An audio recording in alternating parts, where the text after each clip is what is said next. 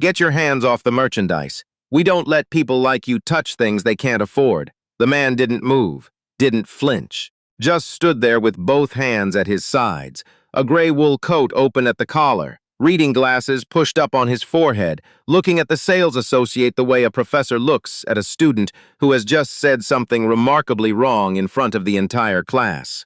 What happened next cost Dunmore and Holt Fine Jewelers its flagship license, its manager his career, and the store's parent company a settlement that made the national news. But to understand how we got there, you have to understand where we started. Caldwell Crossing, Ontario. Population about 12,000. Midway between Toronto and Kingston on the 401, the kind of town that shows up in real estate listings as charming and established, which means the houses are expensive. The main street still has an independent bookshop, and the Tim Hortons has been there long enough that the regulars have a specific booth they consider theirs by right. The town had a courthouse, a curling rink, an arena where the junior hockey team drew respectable crowds on Friday nights, and one jewelry store on the main strip that everybody knew about because it had been there for 40 years. Dunmore and Holt, dark wood paneling, velvet trays under glass. The kind of place where the door was heavy and the lighting was warm and everything inside cost more than it looked. The kind of place that made certain people feel welcome before a word was spoken and made certain other people feel the opposite. The manager's name was Fletcher Vane, 43. Had worked at Dunmore and Holt for 11 years, the last 4 as general manager.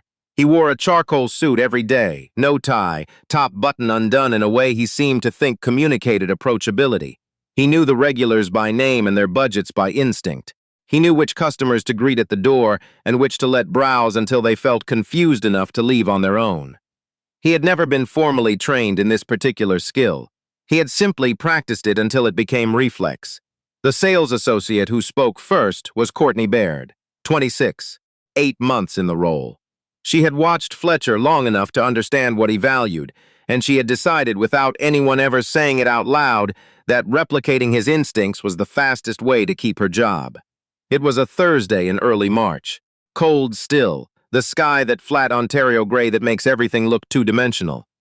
The store had been quiet most of the morning. 2 browsers who bought nothing, 1 older woman, who came in specifically for a watch battery replacement and left in under 4 minutes. Then the door opened. Owen Marsh walked into Dunmore and Holt at 11:22 in the morning, 57 years old. Medium height, broad shoulders carrying a bit more weight than they used to, the way bodies do past 50. Gray at his temples, close cropped, a face that had seen a lot of weather and kept most of what it thought to itself. He wore a plain charcoal coat, dark trousers, boots that were clean but not new. He looked like a man who had just come in from the parking lot, which he had because that is exactly what he was. He didn't look around when he entered. He walked directly to the engagement ring display on the left side of the store, the one with the illuminated platform cases, and he bent slightly at the waist to look through the glass with the unhurried focus of a man who already knew what he was looking for and was simply trying to find. What nobody in Dunmore and Holt could see, what nothing about Owen Marsh would ever signal to a stranger, was the 31 years he had spent as a master goldsmith and gemologist.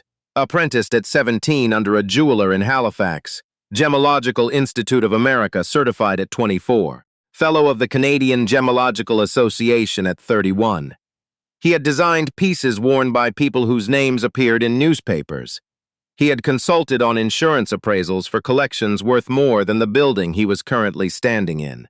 For the past 9 years, he had operated his own private atelier out of Toronto, by appointment only, with a waiting list that currently ran 14 months. He was in Caldwell Crossing because his daughter lived here now. Ada Obi, everyone called her Ada, 31 years old, a family physician at the Regional Health Center, recently engaged to a man Owen thought was decent enough but whose taste in furniture was suspect. She had mentioned offhand that she wanted to look at a particular style of eternity band to stack with her engagement ring. Owen had offered to come with her on his way through, except Ada had been called in for an unexpected shift at 7 that morning, and Owen had decided to come on his own and see what the store had. He had a specific idea in mind. He knew the cut he wanted, the setting style, the metal, and roughly what the stones should be doing in the light. He bent over the case with his reading glasses still on his forehead, hands clasped behind his back, looking at a row of pavé bands with the patient attention of someone who is evaluating, not admiring. Courtney Baird appeared beside him in under 30 seconds. She didn't say good morning. She didn't say, "Can I help you?" she said. "Get your hands off the merchandise.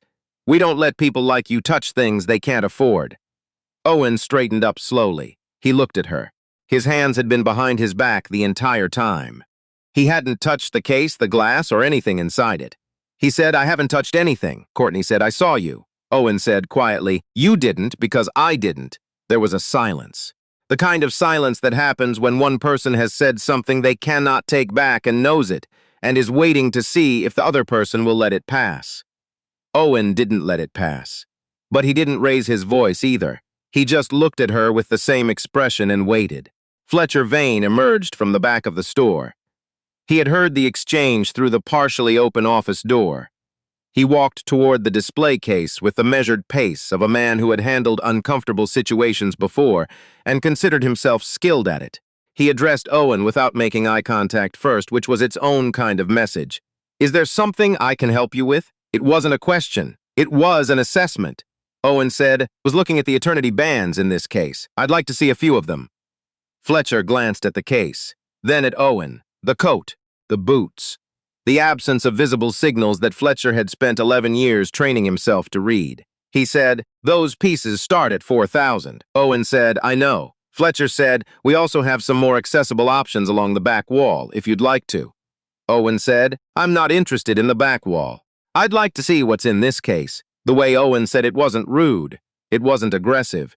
It was simply the voice of a man who had decided that the sentence he had just spoken was complete and required no addition. Fletcher seemed to find this more disorienting than if Owen had raised his voice, because raised voices he knew how to manage. Fletcher said, "Could I ask what brings you in today?" Owen said, "My daughter is looking for an eternity band. I'm here on her behalf." "Your daughter?" Owen said, "Yes." Fletcher looked at him the way people look at something that has arrived in a context it doesn't appear to belong in. He picked up the key ring from beside the register and approached the case, but he didn't open it. He stood on the other side of the glass. He said, "These are all hand-set. Diamonds, sapphires, 1 emerald row. Each piece is made to order. What you're seeing are samples. The wait time is currently about 3 months for a custom order." Owen said, "That's fine. Can I see the second one from the left? The pavé with the tapered shoulders." Fletcher unlocked the case. He picked up the piece and placed it on a velvet tray on top of the case. He didn't hand it to Owen. Owen reached for it. Courtney, who had retreated 2 steps but not left, said, "Could you not?" Owen stopped, looked at her. Then at Fletcher. He said, "I'm a gemologist. I'd like to examine the piece." Fletcher said, "Our policy is that pieces stay on the tray during viewing." Owen said, "That isn't a standard retail policy. That's a choice you're making right now." Fletcher said, "It's our policy." Owen said, "For everyone, or for me specifically?" The question landed in the room and stayed there. An older couple at the far end of the store, the man looking at watches, the woman beside him, had stopped pretending to browse. The woman's hand was on her husband's arm. Neither of them said anything. A young woman near the entrance, early 20s, had been waiting to ask about a repair. She was looking at her phone. She had stopped scrolling. Fletcher said, "Sir, I'm going to have to ask you to." Owen said, "To what?" Fletcher stopped. Owen said it again quietly. "To what, exactly?" Fletcher looked at him. The campaign smile of a man who runs a good newsroom was nowhere in his expression. What was there instead was something smaller and less certain. He said, "I'd like you to be comfortable in our store." Owen said, "That ship has sailed. What I'd like now is to speak with someone from your parent company." Fletcher said, "That would be regional management, and they're not." Owen said, "Then I'd like their contact information." Fletcher said, "I can take down your information and have someone reach out." Owen said, "I'll wait." He said it without heat, without theater. He simply said it and meant it, and something about the quality of that meaning, the absolute absence of bluster or performance, made Fletcher Vane go very still for a moment. He excused himself and went to the back office. Owen stood at the display case. He didn't pace, didn't check his phone excessively. He put his hands in his coat pockets and looked at the pieces in the case with the same unhurried attention he'd had when he walked in. The store's ambient music played something instrumental and vague. The lighting hummed softly. The older woman at the watch display caught his eye. She gave him a look that was not quite a smile and not quite an apology, but was somewhere between the two. He acknowledged it with a small nod and looked back at the case. Courtney had moved to the register. She was doing something with a computer screen. Her shoulders were tight. The young woman near the entrance, her name was Petra Dalwin. She would remember this day for a long time, had put her phone fully away and was watching the display case in the back office door with the focused attention of someone who has understood that something important is happening and isn't sure yet what their role in it is. Fletcher came back out 7 minutes later. His face had changed. Not dramatically, but the way a room changes when someone turns a thermostat down a few degrees. The air felt different even if you couldn't immediately say why. He said, "I've reached Marcus Oy at Regional. He asked me to convey his apologies for any misunderstanding and he'll be available to speak with you by phone within the hour." Owen said, "Good. While I wait, I'd like to see the piece I asked about. On the tray is fine." Fletcher picked up the pave band and set the tray closer to Owen. Owen leaned forward and looked at it for a long moment. Then he said, still looking at the ring, "The stones in the shoulder sections are graded inconsistently. The two on the far left are VS1, the rest are VVS2. Whoever did the quality pass missed it or didn't care. At this price point, that should be flagged before it goes into a sample case." Fletcher stared at him. Owen straightened up. He said, "Do you want me to look at the others?" Fletcher said, "How do you?" Owen reached into his coat. Not a badge, not credentials. He pulled out a card case, slim dark leather, and placed a business card on the velvet tray beside the ring. Fletcher picked it up. Owen Marsh, G. Graduate Gemologist. FGA, Marsh Atelier, Toronto. By appointment. Fletcher read it twice. He looked up. Owen said, "My daughter is Ada Marsh. She's a doctor at your regional health center. She's been a patient of the practice across the street for 3 years, and she mentioned your store specifically because she bought her mother's bracelet here in 2019. She wanted to come back. I thought I'd come ahead and save us both time." He paused. "I haven't touched a single piece of merchandise in this store. I had my hands behind my back when your associate told me I couldn't afford what I was looking at." Fletcher opened his mouth. Owen said, "I know the difference between a misunderstanding and a decision. What happened here today was a decision. By two people who work for you, in a store where a camera has been running since I walked in." He looked up at the small dome camera in the upper corner of the ceiling. The red light blinked, patient as always. Fletcher turned slowly and looked at it too. Owen said, "I'll take the contact information for regional management and corporate ownership. I'll be making one call this afternoon. What happens after that is up to them." Fletcher wrote down 2 numbers on a piece of store stationery and slid it across the velvet tray. Owen folded it once and put it in his coat pocket. He picked up his business card from the tray, considered it for a moment, and then placed it back down. He said, "Leave that for Marcus Oy. Tell him I said to watch the footage from case 4, starting at 11:22. He walked to the door, pushed it open. The cold air came in for just a moment. The young woman near the entrance, Petra Dalwin, looked at him as he passed. He gave her the same small nod he had given the older woman across the room. Then he was outside. The door swung shut behind him. Nobody in Dunmore and Holt spoke for about 10 seconds. Then Courtney Baird said, to no one in particular, "I didn't know." The older woman at the watch display said, loud enough to carry clearly across the store, "That's rather the point, isn't it?" Marcus Oy, regional manager for Dunmore and Holt's Ontario division, watched the footage that afternoon. He watched it twice. Then he called his director of operations at the parent company's head office in Mississauga and told her she needed to watch it too. She watched it once and said, "Get me legal." Owen made one call, as he had said he would. Not to a lawyer, not to the press. He called the Canadian Human Rights Commission and filed a complaint directly. He had the store's address, the timestamps, the name on the business card Fletcher Vane had left on the counter near the end, and his own notes, written in a small field notebook in the parking lot before he had even started the car. He was precise about it. He always was. Within 48 hours, the parent company had conducted what they internally described as a preliminary review and externally described, in a statement to no one yet, as a comprehensive assessment of the incident. The footage was unambiguous. The audio was clear. 2 employees had, within the first 4 minutes of a customer's visit, presumed he could not afford the merchandise based on his appearance, denied him access to a piece he had specifically requested, and attempted to redirect him to less expensive inventory without any inquiry into his actual needs or means. The word used in the internal summary was systemic, as in, this was not the first time, as in, there were patterns. As in, a review of complaint logs from the past 3 years turned up 6 other incidents at 3 different Ontario locations that had been categorized as customer relations issues and filed without further action. Fletcher Vane was placed on administrative leave pending review. Courtney Baird was suspended. Marcus Oy, who had received at least one of those earlier complaint flags and had not escalated it, was asked to test back from his regional responsibilities while the review was ongoing. The parent company contacted Owen Marsh through their legal team on the 4th day. The conversation was brief. Owen told them what he expected. He was not interested in compensation for himself, he said. He was interested in 3 things: a formal written acknowledgement of what had occurred, a mandatory training overhaul across all Ontario locations, and a donation to the Black Business Initiative of Nova Scotia in an amount that reflected the seriousness of the company's failure.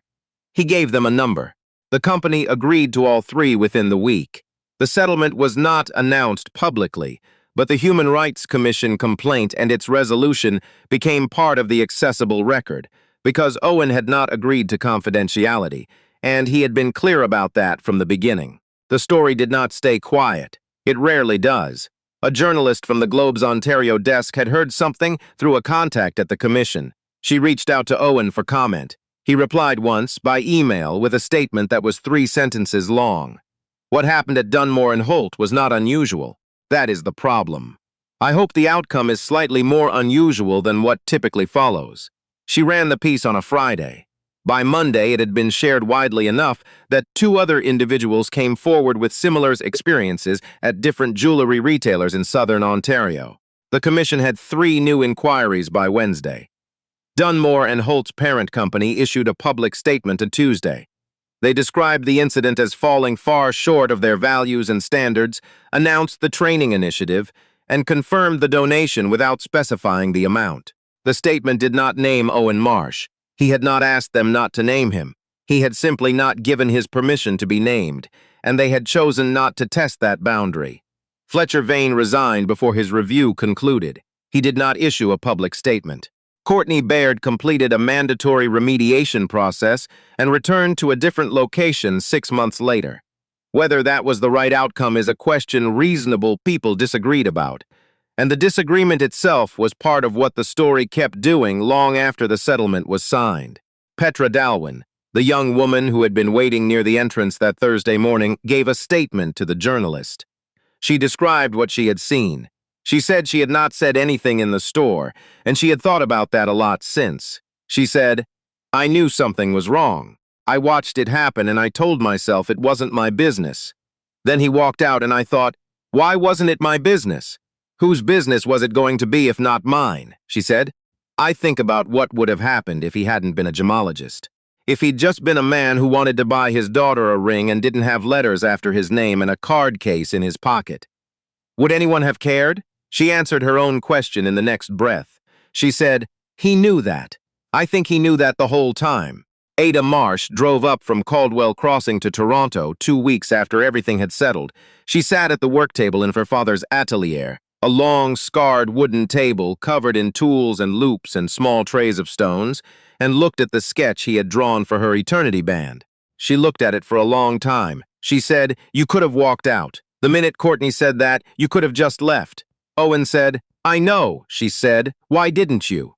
Owen was quiet for a moment. He picked up a loop and set it down again, the way he sometimes did when he was thinking. He said, "Because the next person through that door wasn't going to be a gemologist, and they were going to get exactly the same thing I got, with nobody watching and nobody taking notes. That didn't sit right with me." Ada looked at the sketch again. She said, "Is the ring going to be okay? The one you looked at?" Owen said, "I flagged the stone inconsistency in my commission statement. They'll have to pull the piece and reevaluate. Someone will fix it, or they won't. But it's on the record now." Ada said, "That's so you." Owen said, "I suppose it is." She picked up the sketch and held it toward the light from the north window. "The good light, the kind her father had always said told you the truth about a stone," she said. "I want the tapered shoulders, like the one in the case." Owen said, "I know. That's why I went to look at it. He reached for his pencil and made a small notation on the corner of the sketch. The atelier was quiet around them. The light came through the north window steady and clear, the way good light always does. Honest, unhurried, not making anything more or less than it is. Owen bent back over the sketch and got to work. Somewhere in Canada, on some other cold Thursday morning, a man like Owen Marsh is walking through a door and being told, before he has touched a single thing, what he can and cannot afford. And somewhere, a Petra Dalwin is deciding whether to keep scrolling or to put her phone away and pay attention. That decision, the small one, the private one that nobody outside that room will ever know about, that is where everything either changes or doesn't. Drop your answer in the comments, not the answer you wish you'd give, the honest one. And if this story landed somewhere reeful for you, pass it on. Because these things don't change from the inside of one person's chest. They change when they move.